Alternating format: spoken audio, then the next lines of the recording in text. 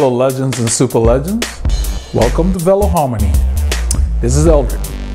Today I want to kind of wrap up our cadence series that we've been doing by talking about your warm-up. Is it important for you to warm up before a ride, a group ride, or a sportif or whatever? And if so, what's the significance? The impact of a warm-up affects your performance in that if you don't warm up and you just get to a ride that's a fast ride and you just start going hard, so you got there late and you hurried up, we've all been there. You get to an organized ride, you're late, you hurried up, you got ready, people were kind of waiting, and you just took off with the bunch. What ends up happening if your body's not sufficiently warmed up, you start burning your carbs early in the ride. And then later on in the ride, when you really need to tap into that, when the attacks or the speed picks up, then you are not at your best. So it's important that you warm up. Well, how do you warm up? You're driving to a ride or whatever. Well, try not to get there late. Try to get to the ride to give yourself at least a half hour. If the ride is something where you have to register like a sportif, it's always good to register early. First of all, you take advantage of some of the discounts if you're doing a sportif. And so you take advantage of discounts, you get there at least 30 minutes or more so that you can get all the administrative stuff out of the way, pick up your numbers, your tickets. And then you get on your bike, get everything settled, and go for a little spin. Now, you're not going to go too far. You just want to kind of loosen up a little bit. That makes a big difference. Plus, there won't be the anxiety of you feeling like you're rushed. Ideally, what I do is most of the rides that I go to, I try to ride to the ride, or I get up, get on my trainer, especially the regular rides that we have nearby. I can get on my trainer for a few minutes, spin, and then I usually do that intro video and then head out. Now, there are times when I do get up late, and some of you guys that have watched some of the group ride videos I've done, and say I get up and I'm running behind. Well, I don't get to warm up. So it takes about 5 to 7 minutes to get to the ride start.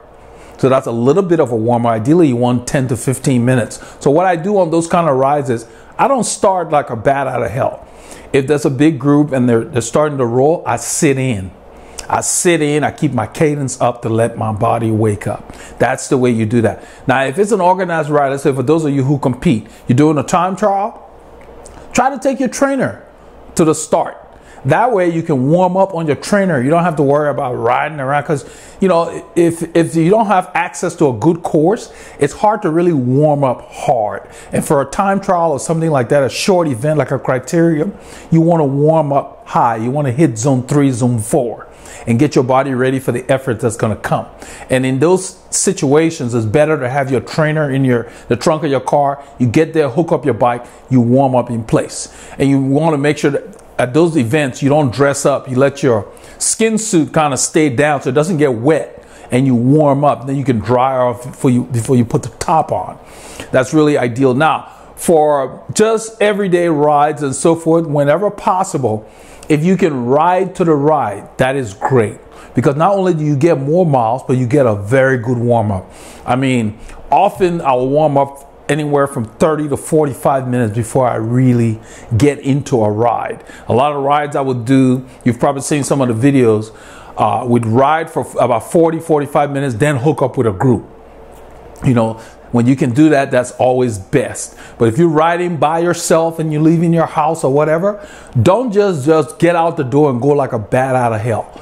Okay, just go through the gears easily. Use a comfortable cadence and go through the gears and let your body wake up. And in addition to that, always make sure that even if you get up early and you don't have any appetite, drink some Gatorade, drink some tea, drink something to wake up your system. It's not good to just go work out and your system is still asleep, like you just got up and you have not put anything in there. Put a little bit of fuel in there. Sometimes you have no appetite, so that's okay. You can't have solids, but drink an electrolyte drink or whatever you have. Drink some tea, drink some hot cocoa, whatever you've got to just kind of get your body to wake up. That's always good. That helps your warm up as well. The warm-up is very important for every ride because your body will start burning fats and you will gradually ease into using carbs later when the effort picks up. If the effort never picks up too much, then you will burn fat. That's the best way to lose weight. There's no point in you burning your carbs real quickly because they don't last as long. You don't have as much storage as fats. So not only will you teach your body how to burn fat calories, you have more fat calories for your body to burn. Plus, that's the best way to ease into a ride. So I just wanted to kind of cover that today real briefly to just touch on the importance of a warm-up. Do not neglect that. Make time. You want about 10 to 15 minutes ideally. There are times when you may need more depending on what has been going with you during the week. A lot of times if you've been riding consistently during the week, you need a shorter warm-up. If you've had a lot of time off the bike, a longer warm-up helps.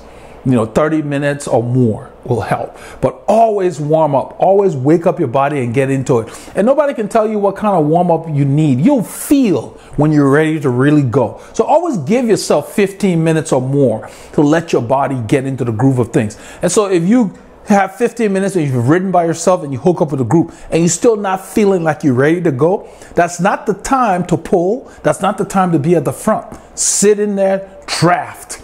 Let your body continue to wake up so that you can ease into the ride, and you will have more of an enjoyable ride if you do it that way.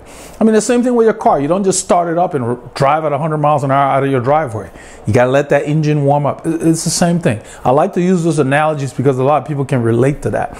So I just wanted to kind of wrap up that and let people know that all the talk about cadences and so forth, don't neglect, regardless of whether you're using a heavy gear, low gear, whatever, you want to warm up your muscles. A warmer body performs better. And even after the ride, is actually, I only do my stretching after I've ridden. You want warm muscles when you stretch.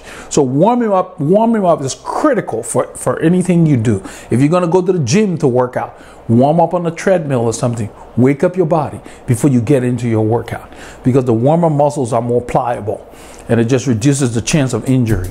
So I wanted to quickly cover that today to kind of close out this little section that I've been doing, the series of videos on cadences and riding and so forth, before I start on something new. I just wanted to touch on that real briefly. So with tomorrow coming up and people will probably be heading out for their Saturday rides, I wanted to kind of get this out there so you guys can at least be reminded to take your time and ease into your rides. So I hope you enjoy your rides that are coming up, and no matter what, get your miles in. Don't let anything stop you.